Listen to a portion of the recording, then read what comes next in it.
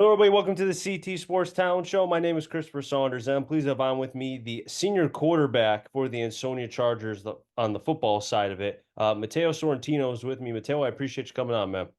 Thank you for having me. It's great as always I talked to an NVL guy yesterday from Torrington. Now I have you coming on, and Mm. it's funny, not funny, but funny in a way because we have you a lot on the radio, right? I mean, we've got Holy Cross, we got Naugatuck, Watertown, the top teams that everybody is speaking about in the NVL, per usual, and Sonia is back in there again. Even with what you've lost, you still always bring back as far as experience and talent and so on. But coming into this year, it's a little bit different, right? I mean, you lose the Thanksgiving Day game in a fashion that's not very, in the last 4 years, you've only lost really two games where it got that one-sided, right? And then you Yes. think about how the season and the playoffs ended with it felt like every game from the Thanksgiving game to the last game, there were injuries galore, right? And I felt like it kind of left a bad ta taste in a lot of the mouths of the guys that are now coming back. You told me Mhm. about the work that you guys put in from New Year's on. Can you talk about that a little bit? Um, we just after we came back to school New Year's, that New Year's break, Mhm. we just had that chip on our shoulder from the way the season ended against Cromwell and the loss against Nagy. We took that to the heart and we took that very seriously, and we told ourselves that that will never happen again. Coming up to this season, and we just put our head down, didn't get into anything, and we just went to work. We just did what we needed to do, got in the weight room, and just lifted as hard as we possibly could.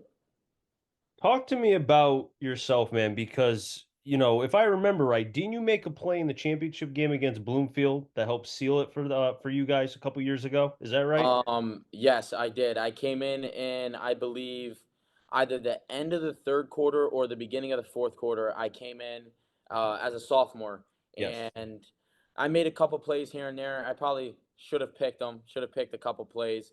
Mhm.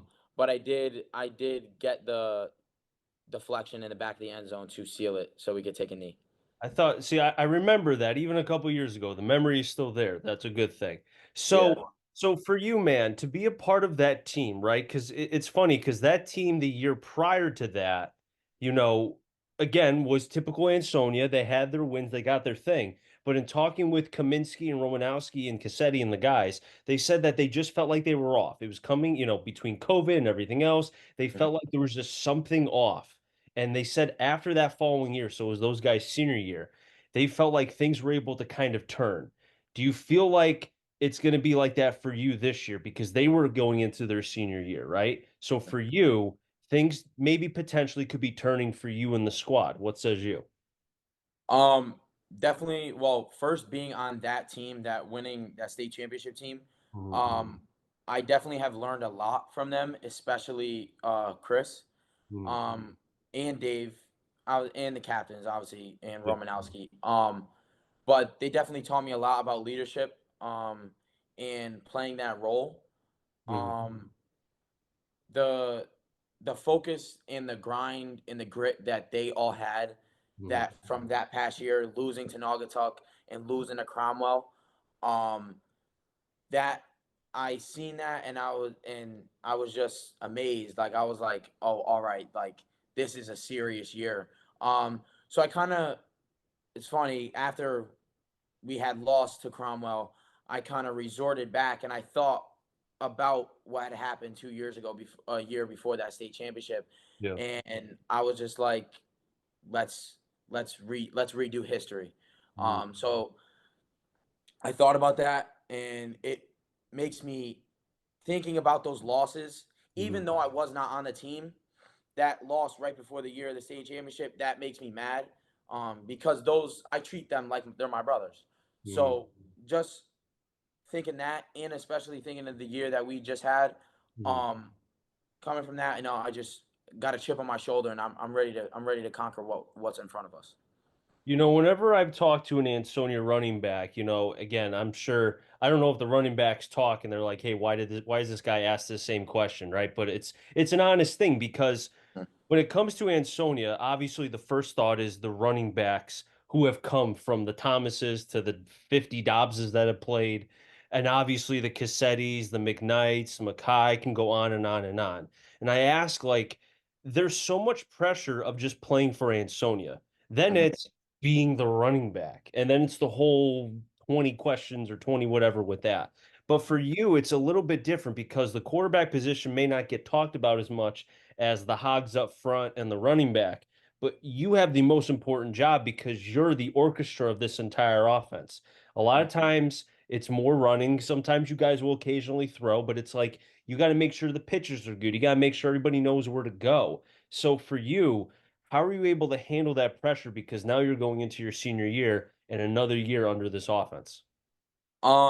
I kind of just I take a deep breath at Mhm. some moments, and I calm myself down. And obviously, the pressure is through the roof because of the team I'm on. Just the past history from all the 21 state championships, all the wins, and just being on this team means a lot. So obviously, the pressure is high, and being the quarterback, the pressure is even more at a stake. And like you said, even the quarterback position is not really talked about, but I do have the hardest position. I have to run the team and all that, but Mhm. my teammates help me a lot through it.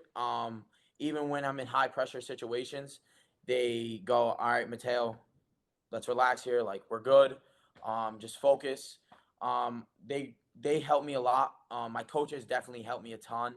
Mhm. But just everyone, we bring each other together when pressure is high.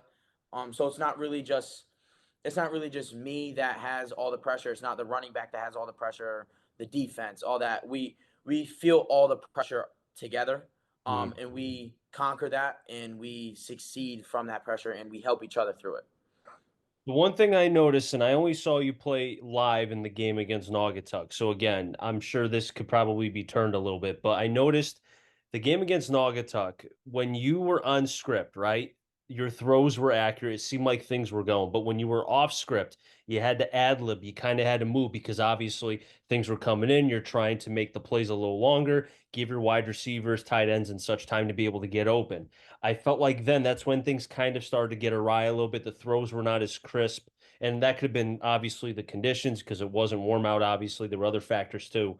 Is that something that you've been focusing on? Because obviously the pocket's not going to be perfect every single time.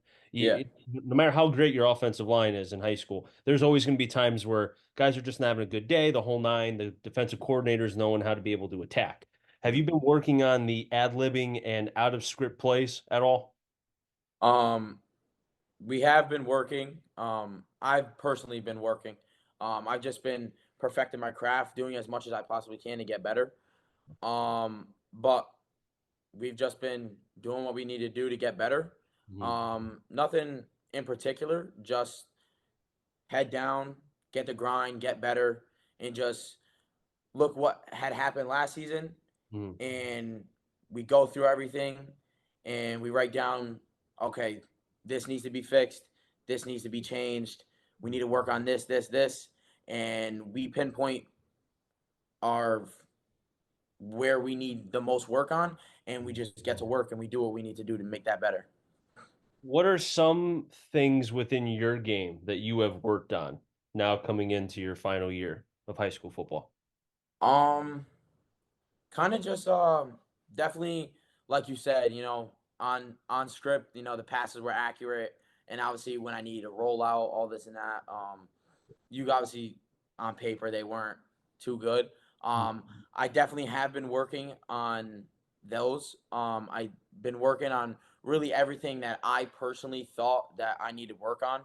Mhm. Um, I've just I've just been doing what I need to do, head down, and just putting in all the work that I need to do to get better for this upcoming season. Now, how cool is it? Because obviously, and people who don't know this, you're a big guy as far as being able to lift, right? You're a strong kid. Uh, You're built like a freight truck, right? So, how awesome is it where on plays where you know that you're not as far as doing anything with the ball other than handing it off or pitching it? How cool is it that it's like, okay, now I get to go hit some people, and now you get to be the blocker and being able to potentially kind of get to that second level, allow the running back to be able to go do his thing. How cool is that? I would think it's cool. You get to hit people. I definitely love it. I look for contact. Love it. I love I love contact. There's not one day, one game, one scrimmage that I say, you know what, let me calm down from the contact. I don't want it today. I love the contact. Whenever I have the chance to blow someone up, blow something up, anything, I'll take that chance. So coming into this year, obviously the questions are always, is this going to be the year that Ansoni's down a little bit? Obviously, last year's team had a lot of top level talent that is was injured, and that's kind of I think what attributed to some of the late games that happened, like we talked about, Mhm. Cromwell, Portland, Naugatuck. You also have the fact with the graduations and such. Jabina's gone, Ingram's gone, some of the linemen, so on and so forth. Um, how do you guys, I mean, obviously you're not going to go out and go respond to these people, right? Because again, people have been talking for 30, 40 years about the demise of Ansonia. Just like when for 50, not 50, but like for 10 years, there was someone on ESPN saying that Tom Brady was going to eventually hit a cliff. Pretty sure he never hit a cliff ever. Yeah, The, all he did was win and win, win, right? So actually, yeah. how do you guys handle that as far as the outside noise? How are you able to block that? We just like I've been saying, we just keep our head down. We don't involve ourselves in anything. Obviously, we know we it's been like you said, it's been going on for years on years. Um, so we kind of we're used to it. You know, it's been happening to us to the group that I'm with right now, my senior year, and all my teammates. It's been happening to us since Pop Warner. People obviously talking, always Ansonia, Ansonia this, Ansonia that. Everyone always talks. But like I said, we keep our head down. We Mhm. stay focused on what we need to do, what we need to accomplish, what we need to get better at, and we just go out there and do it. We don't let the inside, we don't let anything from the outside come in. We don't focus on any of that. That's just stuff we don't need. We have more important things to focus on, and that's our priorities right now. When I had Brockett on for the NVO preview show on Wednesday, I asked him as far as like how cool is it the fact that you've had basically the same staff since you got to Ansonia, and then some guys have kind of trickled in over time, but you have like a mix, right? Because Brockett's kind of in the middle. You've got Spoonie, who's the old vet. Then you got Kingsley, who's the young cat still, even though he's been around forever. He's a young kid. I think he's still a kid. He looks like a kid. He's got a baby face. But but how like for you guys as still young football players to get a mix of the old school, the new school, and then obviously Brockett being in the middle. How cool is that? Um, I definitely, I definitely think it's cool. Having all of those and having the different mindset from each of them, Mhm, it definitely brings new experiences and new opportunities to the mhm, table. Having the Kingsley being the younger one, um, I definitely have more in common with him because he's close. Obviously, he's older, but he's close to the same. We played in kind of the same era. Brockett, it's different from him because he's played in both eras. Like he's been in both eras. He was with Coach Hunt and Spoonie when he first came, and now he's with all of to the present. yeah, It's definitely a good mixture, and definitely Spoonie. Having Coach Spoonie and Coach Lisi, and all the other coaches, them to have their mentality mhm, and them telling us this is how it was back in the day. mhm. I definitely like that because when I first came here, um, they definitely changed my mentality a lot. Like them telling me stories from back in the day about how it was just like we just played, we didn't care about anything. When we just hit you, we hit you. Like we came hard. And that mentality brought me to where I am today. So both of those combined is definitely it's a very good mixture to have um, in football and as a coaching staff. So my broadcast partner is a former Ansonia alum. He played for Ansonia, Brian Bostic. He's had some family kind of come through the program. He always tells this story at least once a year, every time we have Ansonia on the radio, because when he was playing, there was a young cat who was being a little of a hot dog. And kind of as he was taking it to the house at the end, I think it was on a kickoff, he kind of looked back and kind of showboated a little bit. And Yeah. before the kid even got to the end zone, Spoonie came up and gave him those big long hands that he's got right Mhm. to the face mask and laid in on him. Uh-huh. And the partner says like he was scared, like he felt like everyone was scared. So Yeah. I got to ask you, does Spoonie still got it? Can he get down there and do that if he had to? Oh, absolutely. Absolutely.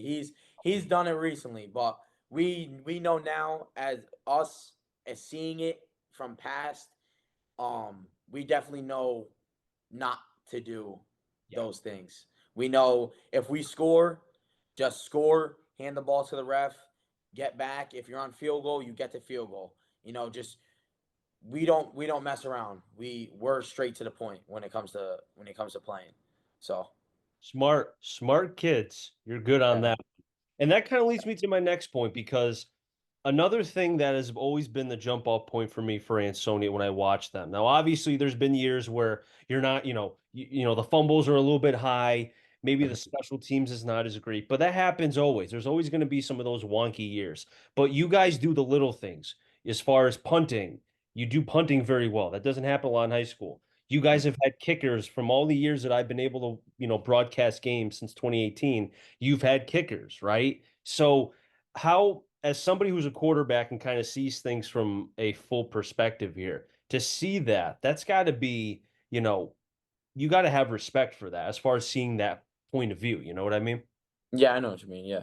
It's it's good. I definitely do have respect for it. Um, Obviously fumbles being high, that's gonna happen to everyone. It happens in the NFL. Mhm. Nothing you can really do about it. It's a part of the game. But fumble, you obviously know what you need to change and know what you need to do. And you just next play. I was always told, have a short memory when you play football. Especially as a quarterback, it's you can't always beat yourself up over, oh, I overthrew my receiver. He was wide open, all this, all that. Like, obviously, it's going to happen. It's a part of the game. You're not going to be perfect all the time. Mhm. It's just not possible. It's inhuman.